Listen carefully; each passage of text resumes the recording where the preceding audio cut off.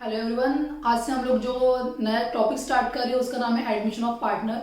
Admission of partner के problem discuss करने से पहले यस एडमिशन ऑफ पार्टनर है क्या वो जानना बहुत ज़रूरी है। देखो, एडमिशन ऑफ पार्टनर मतलब क्या, एक नया पार्टनर ऐड होने जा रहा है। एक पार्टनरशिप फर्म में एक नया पार्टनर ऐड होने जा रहा है। मतलब क्या, for example A and B are partners और एक थर्ड पार्टनर जो सी पार्टनर है वो नया फॉर्म में आ रहा है। तो जब नया फॉर्म में एक पार्टनर आता है तो उस केस में क्या क्या चेंजेस होंगे वो यहाँ पे एक बार हम लोग डिस्कस करते हैं। देखो, सबसे पहले चेंज इन पीएसआर मतलब प्रॉफिट शेयरिंग रेशो। पीएसआर मतलब प्रॉफिट शेयरिंग रेशो, वो चेंज हो जाएगा।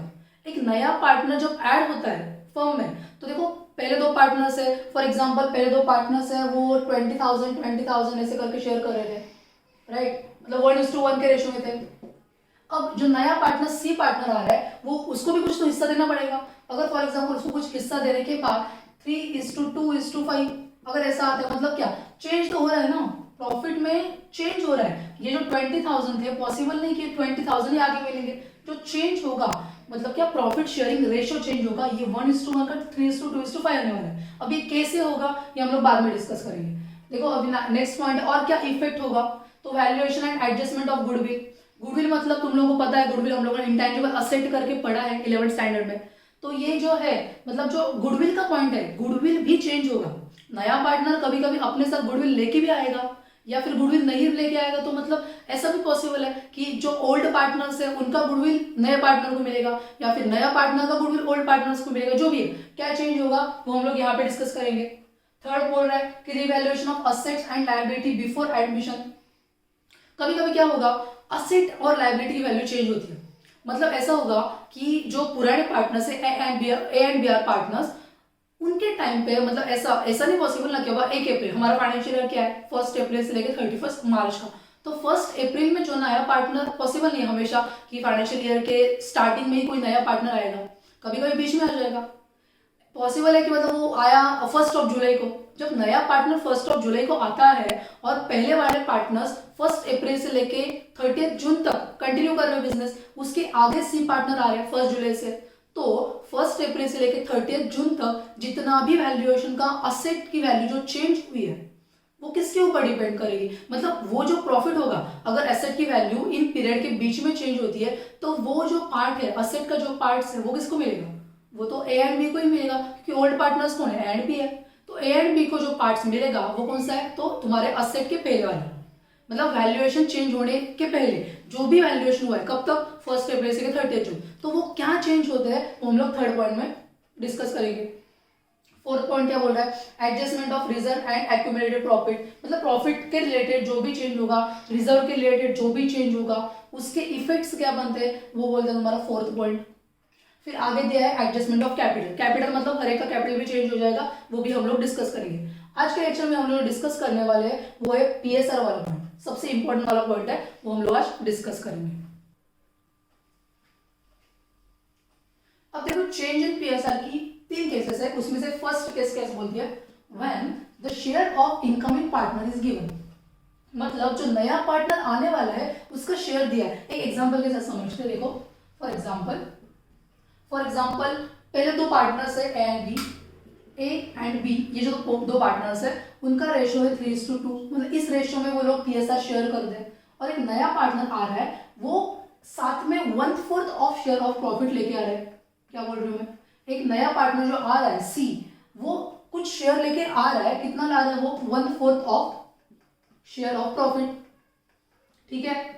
तो इस केस में क्या होगा, मतलब क्या हो रहा है इस केस में, सिंपल, जो नया पार्टनर आ रहा है वो कुछ हिस्सा लेके आ रहा है साथ में, ठीक है, तो 1/4 ऑफ शेयर ऑफ प्रॉफिट, ठीक है। तो अब इस केस में क्या होगा, इस केस में देखो क्या होगा, ए एंड बी 3:2 ला रहा है, सी 1/4 से साथ आ रहा है। तो इस केस में देखो, अगर मैं बोलती हूँ ये 1/4 ला रहा है तो बचा कितना, अगर एक एग्जांपल, टोटल शेयर कितना है, लेट टोटल शेयर 1, लेट, ठीक है, हम लोग अज्यूम करके चल रहे हैं। और सी कितना ला रहा है, सी 1/4 ला रहा है। रिमेनिंग कितने बचे, रिमेनिंग बचे हमारे 3/4 कहां से आया, 1 माइनस 1/4। ये 3/4 किसके साथ जाएगा, 3/4 जाएगा ए एंड बी में, राइट, 3/4 जाएगा ए एंड बी में।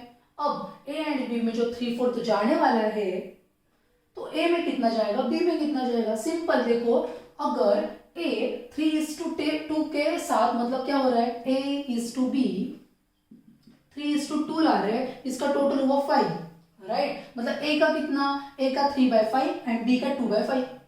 अब देखो ए के न्यू केस में अगर मैं कंपेयर करती हूँ तो क्या होगा, ए का शेयर कितना है, 3/5 है। 3/4 में से वो ए कितना लेके जाएगा, तो 3/4 में से ए 3:5 वाला लेके जाएगा, 3/5 लेके जाएगा। मतलब वो नॉर्मली कितना लेता है, 3:5 लेता है, राइट। 3/5 ही ले रहा है ए वाला पार्टनर, तो इस वाले केस में भी वो कितना लेगा, 3/4 में से भी 3/5 लेगा। तो कितना होगा यहाँ पे, 3/4 इंटू 3/5, इसका मतलब 9/20। अगर मैं बी की बात करती हूँ तो बी कितना लेगा, 3/4 में से बी कितना लेगा, 3/4 में से बी 2/5 लेगा। कितना लेगा, 2/5, क्योंकि नॉर्मल 2/5 लेता है ना, 2/5 लेता है, तो यहाँ पे वो 2/5 लेगा। तो 2/5 में से अगर यहाँ पे 3/4 में से 2/5 मतलब वो कितना ले रहा है, वो ले रहा है तुम्हारा 6/20 ले रहा है। समझ में आ रहा है। यहाँ पे ए कितना ले रहा है, 3/4, मतलब फॉर एग्जांपल एक पिज्जा है बड़ा वाला, उस पिज्जा में से एक 1/4 वाला जो पार्ट है वो सी लेके जा रहा है, और बचे हुए बस हम लोग को डिवाइड करने हैं। उसमें से ए क्या बोल रहा है कि मेरा वाला कितना रहेगा, 3/5 रहेगा। मतलब जितना बचा है उसका 3/5 में, 3/4 का 3/5 ए का, और बचा हुआ कितना है, 3/4 का 2/5 किसका, बी का। सिंपल। अब देखो नया रेशो कैसे बनेगा, यहाँ पे न्यू रेशो लेना है, मतलब मैं क्या करूंगी, अभी सिंपल न्यू रेशो किसका, A:B:C का, क्योंकि ए भी आ रहा है, बी भी आ रहा है, सी भी आ रहा है। ए का कितना हुआ, ए का है 9/20, बी का कितना है 6/20, और सी का तो ऑलरेडी उन्होंने बोला है 1/4। अब इसका एलसीएम निकाले, एलसीएम निकाले तो कितना होगा, यहां पे मुझे बस क्या करना पड़ेगा, ये 9 है, ये कितना है अपना, ये 9 है, साथ ही साथ 6 है, और यहाँ पे 4 है, 4 से मैं मल्टीप्लाई करूंगी 5 को, ऐसे निकाल रहे हैं, ऐसे हम लोगों ने ऑलरेडी सीखा है ना, राइट। तो यहाँ पे अगर मैं 5 से मल्टीप्लाई करती हूँ तो यहाँ पे भी 5 से मल्टीप्लाई करना है, मतलब तुम्हारा रेशो कितना है 9:6:5, ये बन गया तुम्हारा न्यू रेशो। ये थी तुम्हारी केस नंबर 1।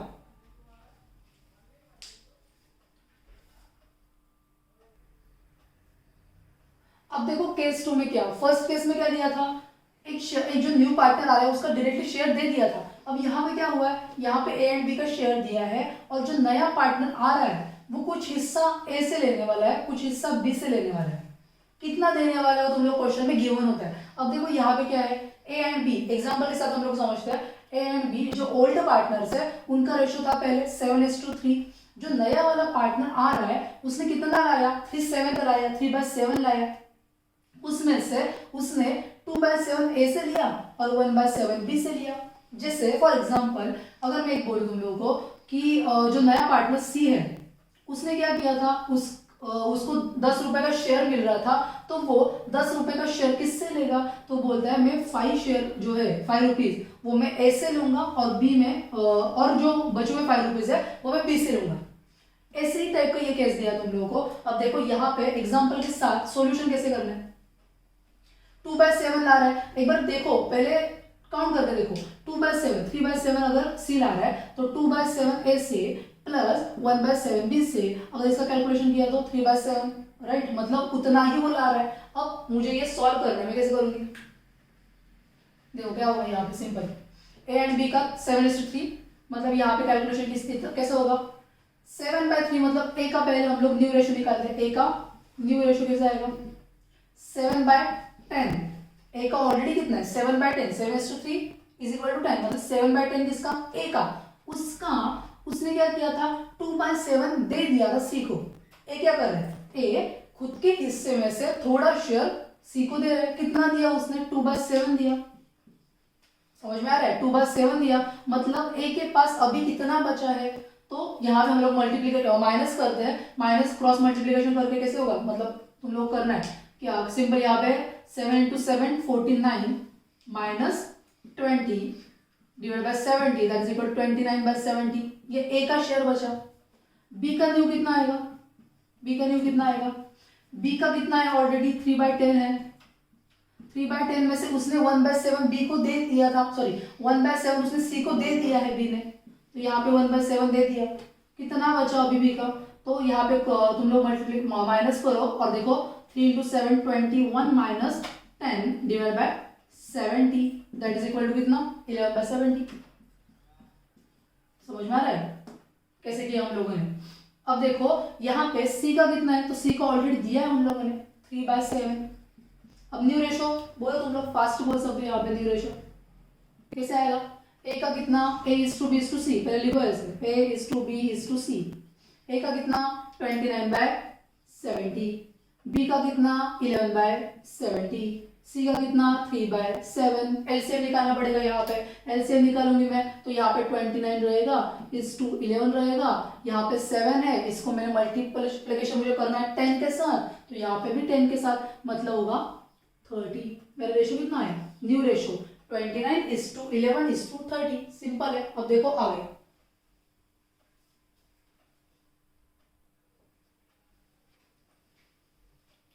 अब देखो केस नंबर 3 क्या बोलती है।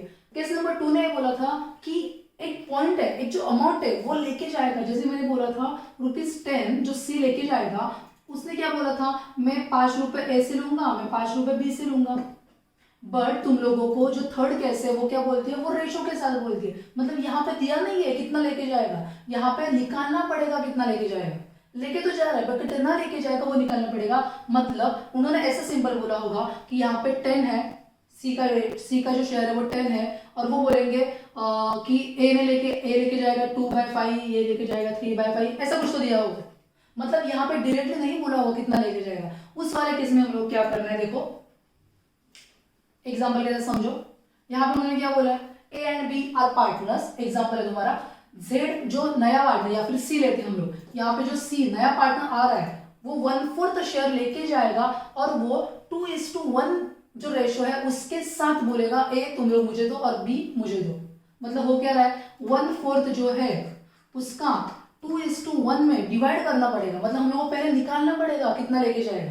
कैसे निकालेंगे हम लोग, देखो यहाँ पे क्या हो रहा है, सिंपल, मुझे निकालना क्या पड़ेगा, सबसे पहले 2:1, मतलब कितना लेके जाएगा वो निकालना है, राइट। अब देखो सी का कितना शेयर है, 1/4 शेयर है, सी का 1/4 है, बट मुझे किसका चाहिए, मुझे जो सी लेके जाने वाला है वो कितना है वो निकालना है। मतलब मैं बोलूंगी ए का कितना शेयर, मतलब ऐसे लिखो यहाँ पे सी टेकन फ्रॉम ए से कितना लेके जाएगा, taken from A, from word important है। देखो उस वाले केस में फ्रॉम लिया था हम लोगों ने, यहाँ पे कुछ बोला ही नहीं है, मुझे निकालना पड़ेगा कितना लेके जाएगा। मतलब फ्रॉम ए कितना लेके जाएगा, है कितना ऑलरेडी 1/4 है, 2:1 के रेशो में लेके जाने वाला है, मतलब वो कितना लेके जाएगा 2/3 लेके जाएगा।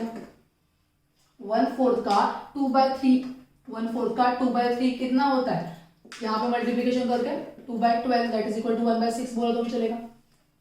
और सी टेकन फ्रॉम किससे, टेकन फ्रॉम बी से कितना लेगा 1/4 का 1/3 लेगा, रेशो दिया हम लोगों ने 1/3 लेगा, 1/3 किया तो यहाँ पे कितना होगा आंसर 1/12, ऐसे लिखते हम लोग, एलसीएम निकालने के लिए इजी जाएगा, 1/12 लेके जाएगा। अब देखो मुझे केस 2 वाले जैसा आंसर मिला है, केस 2 में यही देखा था ना हम लोगों ने, केस 2 ऐसे मिल गया, अभी तुम लोग कर सकते हो आराम से।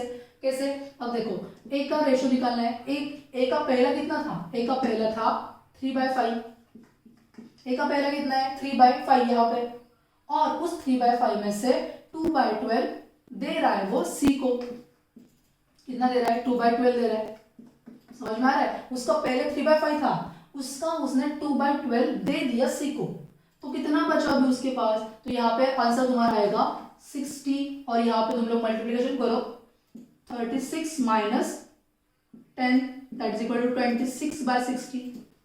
सेम बी के साथ हम लोग निकालेंगे, बी का था कितना पहले 2/5 था, 2/5 में से उसने 1/12 दे दिया था किसको, सी को, तो दे दिया तो माइनस कर दो, अभी कितना बचा उसके पास, तो अभी उसके पास बचा है यहाँ पे 60, और multiplication 24 minus 5 that is equal to 19/60, और सी का ऑलरेडी कितना है 1/4 है, तो ये ऑलरेडी दिया था हम लोगों ने 1/4।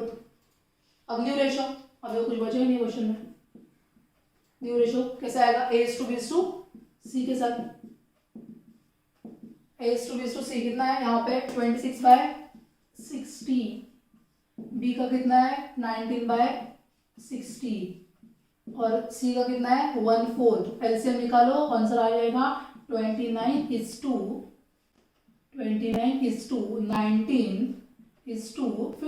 एलसीएम निकालने के साथ तुम लोग आंसर आ जाएगा। यहाँ से भी 15 को मल्टीप्लाई करूंगी, ऊपर भी 15 को मल्टीप्लाई करूंगी। समझ में आ रहा है? बहुत सिंपल। देखो ये थी तुम्हारी केस 3। अब ये केस 3 होने के बाद हम लोग देखेंगे, ये सब सिंपल था, वो बस तुम्हारा पीएसआर कैसे निकालना है। अब हम लोग को जानना पड़ेगा सैक्रिफाइस रेशियो क्या है, वो भी हम लोग देखेंगे।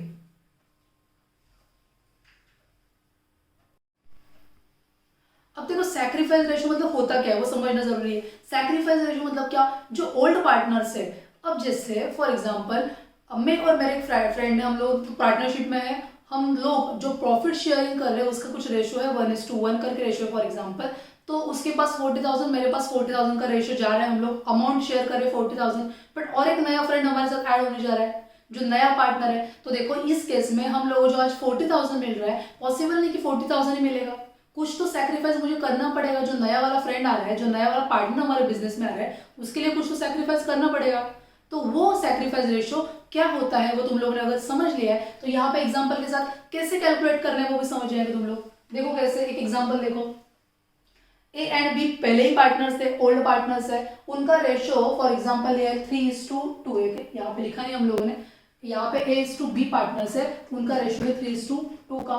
जो C नया पार्टनर आ रहा है उसका रेशियो है 1/4 मतलब वो लेके आ रहा है साथ में, राइट, मतलब वो उसका शेयर कितना 1/4 है। इस केस में लॉजिकल बेस पे हमेशा याद रखो तुम लोगों का सैक्रिफाइस रेशियो भी वही रहेगा जो ओल्ड पार्टनर्स का रेशियो है। ये लॉजिकल बेस पे यही होता है हमेशा। तुम लोग अगर एग्जांपल के साथ भी समझते हो तो मैं तुम लोगों को प्रूव करके दिखाती हूँ। देखो केस 1, इसके पहले हम लोगों ने अभी जो केस 1 सॉल्व किया है, जब हम लोग पीएसआर निकाल रहे थे, उस केस में देखो जब हम लोगों ने ए एंड बी का रेशियो निकाला था वो था 3:2 का दिया था क्वेश्चन में, और हम लोगों ने जब A/B/C इन तीनों का रेशियो निकाला था, न्यू रेशियो, वो कितना था 9:6:5 था। पहले वाले केस में ए और बी का कितना था 3:2, जो नया आया उनका 9:6:5 है। अब यहाँ पे सैक्रिफाइस रेशियो कैसे आएगा, सैक्रिफाइस रेशियो के लिए तुम लोग करोगे 3:2 मतलब कितना 5, 3 + 2 5, 9 + 6 + 5 मतलब कितना हुआ तुम्हारा 20। तो यहाँ पे मुझे क्या करना है, दोनों को एक साथ ही लाना है, मतलब यहाँ पे 20 है, यहाँ पे भी सिंपल मल्टीप्लाई 4 करूंगी एक साथ लाने के लिए। यहाँ पे मल्टीप्लाई 4 मतलब हर एक को मल्टीप्लाई 4 करना है मुझे। 3 × 4 कितना आता है 12, 2 × 4 कितना आता है 8, और जो बचा हुआ है वो कितना है 9:6:5।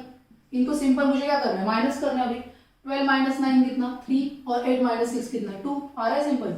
मतलब अगर तुम लोगों को क्वेश्चन में नहीं दिया है कि सी ने बस 1/4 लाया, इतना ही दिया है, ऐसा नहीं बोला कि 1/4 उसने ए से इतना लाया, जैसे हम लोगों ने देखा था फ्रॉम ए से उसने लाया 1/2 या फिर बी से उसने लाया 3/2, जो भी है वो उन्होंने नहीं दिया क्वेश्चन में। सिंपल क्या दिया क्वेश्चन में उन्होंने कि 1/4 लाया, 1/4 उसने लाया, कहां से लाया, कैसे लाया, किससे लिया, कुछ भी नहीं गिवन।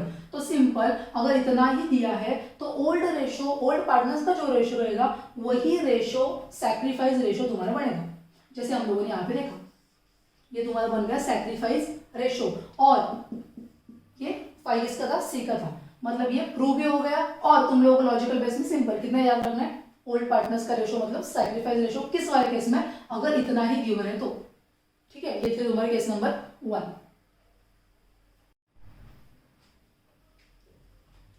अब देखो केस नंबर 2 क्या बोलती है। केस नंबर 1 में हम लोगों ने क्या देखा था कि जो सी वाला नया पार्टनर आ रहा है वो बस 3/7 शेयर लेके आ रहा है। किससे लेके आ रहा है वो नहीं बोला था, अगर किससे लेके आ रहा है वो नहीं बोला तो हम लोगों ने देखा था कि ओल्ड रेशियो रहेगा वही सैक्रिफाइस रेशियो रहेगा। बट इस वाले केस में क्या हो रहा है, उन लोगों ने दिया है, क्या दिया है उन लोगों ने कि 3/7 ला तो रहा है, बट उसने 2/7 ए से लिया, 1/7 बी से लिया।